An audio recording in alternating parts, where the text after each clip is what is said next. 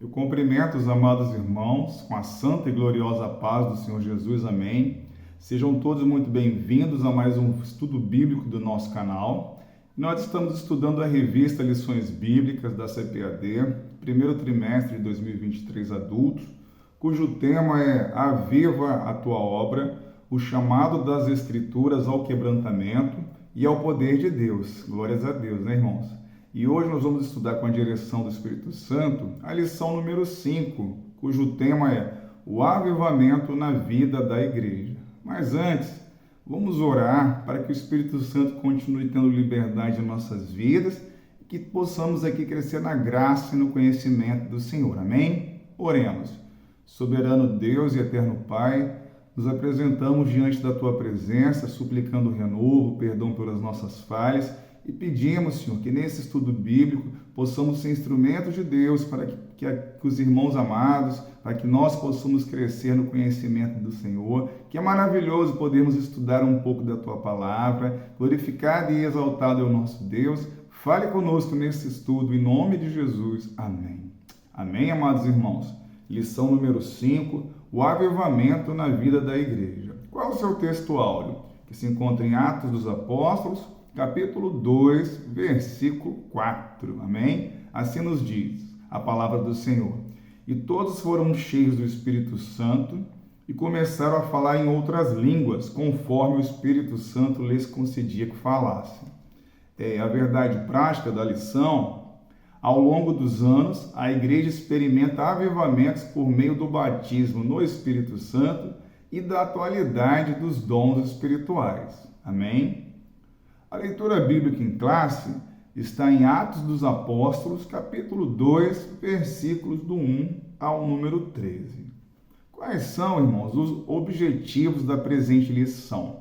O primeiro dele é o seguinte: expor a realidade do batismo no Espírito Santo e o público-alvo.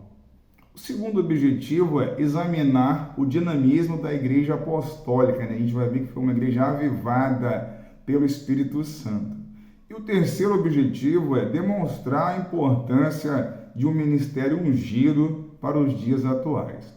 Mas antes que a gente comece a introdução, eu vou propor aqui para a amada igreja algumas perguntas de reflexão para que a gente possa meditar da importância do Espírito Santo na igreja nos dias atuais, né? A primeira pergunta é o seguinte: por que a igreja precisa do Espírito Santo para executar a sua missão? Glórias a Deus. A gente tem um exemplo, né, irmãos, da igreja apostólica que foi bem sucedida. Por quê? Porque no seu ministério houve a proclamação do evangelho sobre a unção do Espírito Santo. Ou seja, a igreja apostólica ela estava imersa no Espírito de Deus para conduzir os seus caminhos. E para nós, igreja do século 21, sermos vitoriosos, é preciso o quê? Viver na mesma direção do Espírito Santo e cultivar, né, semear os dons espirituais em tudo e glorificar a Cristo pelo Espírito Santo. Que a nossa vida como cristão seja direcionada pela mão do Senhor. Amém? Uma outra pergunta para a gente refletir é: como está o seu relacionamento com o Espírito Santo, né? Qual é o nosso nível de intimidade com a pessoa do Espírito Santo? Porque o Espírito Santo, ele é real nas nossas vidas e ele é um Deus acessível para que a gente possa buscá-lo. Não existe mais uma formalidade, ou seja, não existe, o Senhor está disponível para que a gente possa buscar esse relacionamento com Ele. E uma terceira pergunta é: você compreendeu o que é viver na unção do Espírito Santo e glorificando a Cristo em tudo? Ou seja, que a gente possa ter a percepção que a nossa vida, que a gente tem que glorificar o Senhor em tudo. Amém? Bom, o que nos diz, irmãos, a introdução da lição? Nesta lição, né, estudaremos o papel do enchimento do Espírito Santo no avivamento da igreja primitiva e analisaremos o que é o aspecto dinâmico desta igreja, da igreja apostólica. E faremos também algumas considerações quanto ao dinamismo avivado da igreja primitiva que reflete na igreja dos dias atuais. Amém? O primeiro tópico, o título é o batismo no Espírito Santo e o público-alvo. Interessante, irmãos, que ele começa esse primeiro tópico listando as condições para receber o batismo no Espírito Santo. A primeira condição é passar pela experiência da salvação, ou seja, sendo necessário arrepender e crer no Evangelho de Cristo, pois sem arrependimento e sem fé não há salvação. Uma outra condição, igreja, para o batismo no Espírito Santo é obedecer a Deus, pois o nosso arrependimento em fé deve apresentar frutos dignos, frutos de obediência a Deus. E uma terceira condição para o batismo é santificar-se, pois sem a santificação, ou seja, a santificação que é a separação do mundo, sem a santificação ninguém verá a Deus, conforme está em Hebreus capítulo 12, versículo 14. E esse é o chamado de Jesus para todos nós. Ele antecede, essa santificação antecede a experiência maravilhosa do batismo com o Espírito Santo. E o interessante, meus irmãos, destacar é que a promessa do batismo do Espírito Santo não foi apenas para aqueles presentes no dia de Pentecostes, mas para todos os que crescem em Cristo, em todas as épocas, todas as culturas e geografias. Ou seja, o batismo do Espírito Santo é uma promessa para todos nós, glórias a Deus. Que maravilha, que privilégio. Só que o interessante é que tem as correntes contrárias, tem o engano dos sensacionistas, que são contrários. O que essa corrente fala? Que é uma corrente da teologia reformada e de algumas igrejas históricas que afirmam que os dons espirituais cessaram na vida da igreja. Ou seja, segundo essa corrente do sensacionismo, o batismo do Espírito Santo e os dons espirituais foram apenas nos dias apostólicos. Mas, pelo contrário, nós cristãos pentecostais, hoje temos o privilégio de sermos batizados com o Espírito Santo. Vemos nas nossas igrejas a manifestação dos dons espirituais, ou seja, para a edificação da igreja, ou seja, batismo com o Espírito Santo e dons espirituais é presente nas nossas igrejas e é um motivo de nós glorificarmos ao Senhor. Amém? Qual é a sinopse, meus irmãos?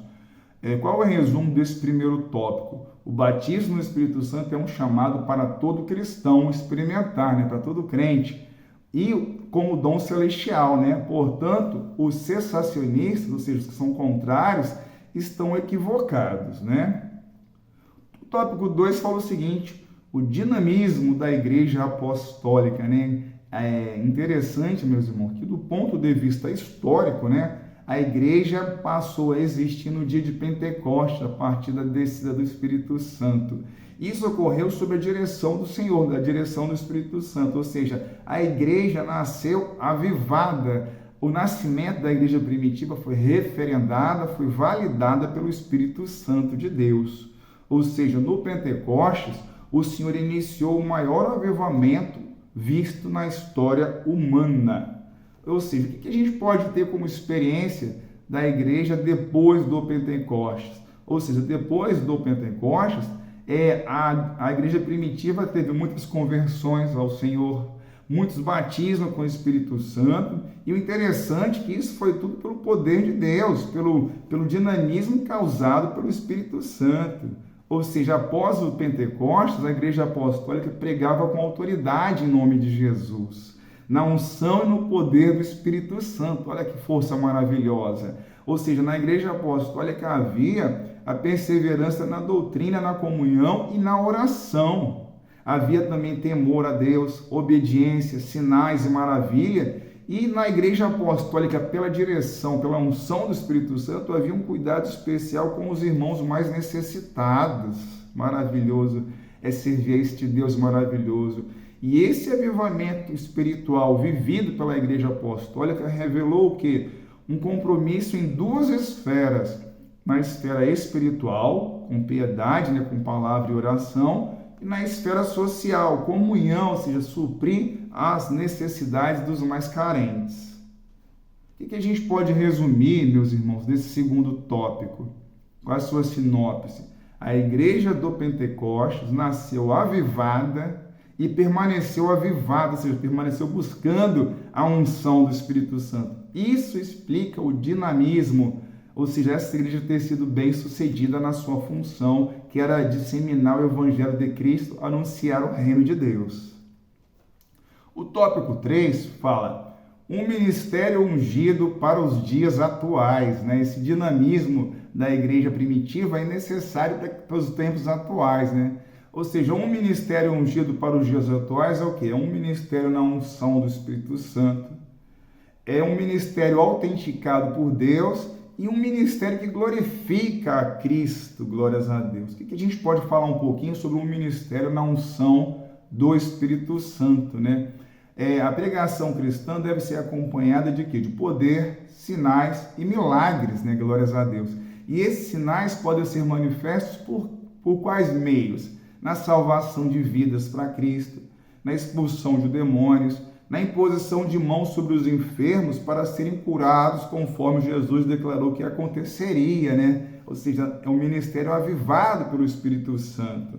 Ou seja, esse ministério na atualidade que a gente vive avivado, ungido pelo Espírito Santo, é indispensável para a missão da igreja nos dias atuais. Sem o Espírito Santo, a igreja vai ter dificuldade em cumprir a sua missão de ser uma igreja acolhedora, uma igreja que lança a mensagem de Deus, e o Espírito Santo convence as almas a aceitar Jesus, as vidas, glórias a Deus. E um ministério também na atualidade deve ser o quê? Um ministério autenticado por Deus, referendado por Deus, ou seja, um ministério ungido não se desenvolve apenas por intermédio de instrumentos formais e acadêmicos dentro de padrões hermenêuticos, exegéticos, homiléticos, didáticos de pregação. Todos esses instrumentos, eles são importantes para o aprimoramento do obreiro, mas ele sozinho não basta. É preciso que Deus aprove o trabalho do obreiro, para que tenhamos uma vida na unção do Espírito Santo. É importante que nas nossas igrejas, mesmo que haja toda uma preparação para os cultos, mas é importante que o Espírito Santo continue tendo liberdade para agir. Glorificado e exaltado é o nosso Senhor. O interessante também é que na atualidade o ministério deve glorificar a Cristo.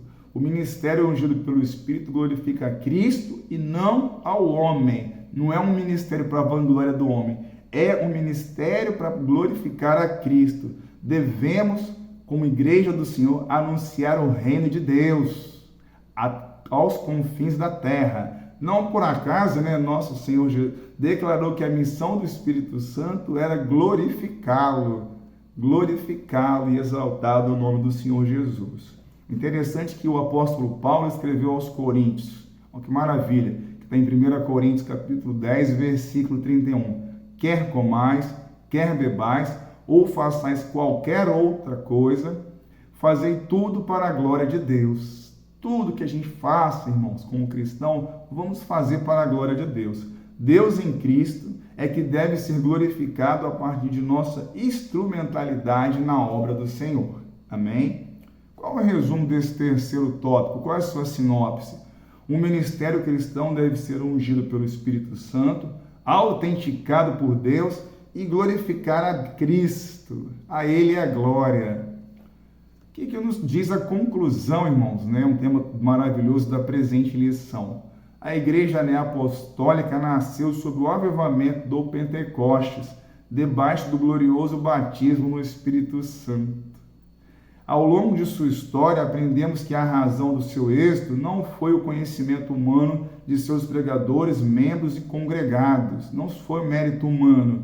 O que fez toda a diferença no ministério da Igreja Apostólica foi o quê? Foi a unção do Espírito Santo sobre essa igreja.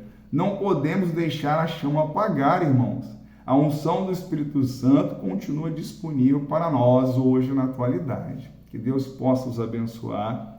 Agradecemos por mais esta oportunidade de aprendermos um pouco mais do Senhor.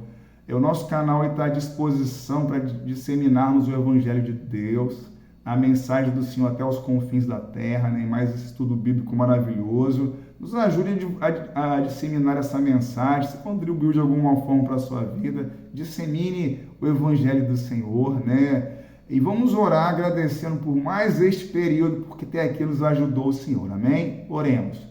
Soberano Deus e eterno Pai, que privilégio, Senhor, termos o Espírito Santo acessível nos dias atuais, podermos viver a experiência com o batismo do Espírito Santo, a manifestação dos dons espirituais Que maravilha poder anunciar Cristo. Agradecemos por mais esse estudo bíblico. Abençoe os amados irmãos que estão assistindo do outro lado. Abençoe a nossa vida. Que tudo aqui seja feito para a glória de Deus. Receba a nossa oração em nome de Jesus. Amém.